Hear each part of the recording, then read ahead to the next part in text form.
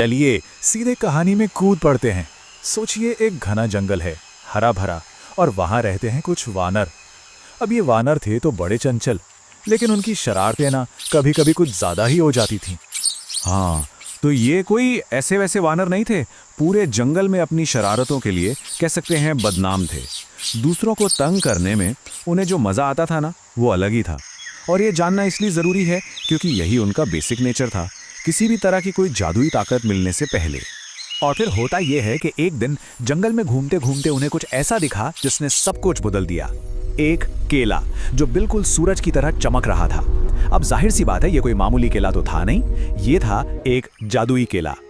अब वानरों ने ज्यादा सोचा समझा नहीं। एक तो भूख और ऊपर से इतनी क्यूरियोसिटी, बस उसे खाने के लिए दौड़ पड़े। और जैसे ही पहले वानर ने उस केले की एक बाइट ली, कुछ बहुत ही अजीब हुआ। पलक झपकते ही वो वानर गायब हो गया। सच में।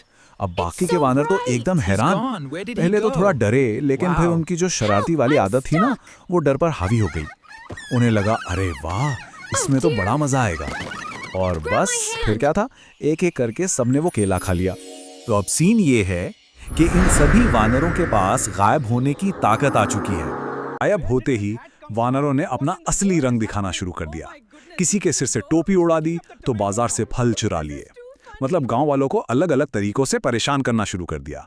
सारी की सारी ताकत सिर्फ अपने मजे के लिए इस्तेमाल हो रही थी। और गांव वाले, वो तो बेचारे पूरी तरह से कंफ्यूज थे।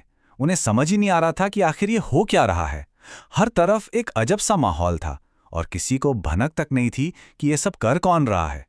जब इन वानरों की शरारतें हद से ज्यादा बढ़ गईं और गांव में समझ लीजिए हाहाकार मच गया, तब एंट्री होती है एक ऐसे ज्ञानी और शक्तिशाली किरदार की जो सब कुछ बदलने वाले थे। और वो थे हनुमान।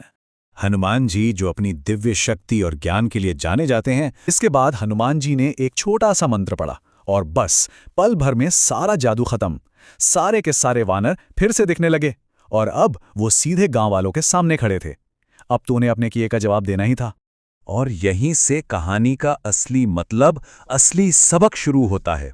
वो ताकत जो उनसे छीन गई थी, वही उनके लिए सबसे बड़ी सीख बनने वाली थी। जैसे ही उनके गायब होने की शक्ति गई ना, उनका सारा घमंड भी चकनाचूर हो गया। अब उन्हें अपने किए पर बहुत शर्मिंदगी महसूस हो रही थी और उन्होंने हनुमान जी से माफी मांगी। तब हनुमान जी ने उन्हें वो सबसे जरूरी बात सिखाई। उन्होंने कहा, शक्ति का मतलब दूसरों को परेशान करना नहीं होता, बल्कि उनकी मदद करना होता है। उन्होंने समझाया कि ताकत का इस्तेमाल हमेशा अच्छे कामों के लिए ही करना चाहिए। वानरों ने ये सबक अच्छी तरह से सीख लिया, मतलब दिल से। उन्होंने पक्का वादा किया कि अब से वो कभी भी किसी भी ताकत का गलत इस्तेमाल नहीं करेंगे। और उनके इस वादे के साथ ही जंगल में वापस शांति और सुकून लौट आया।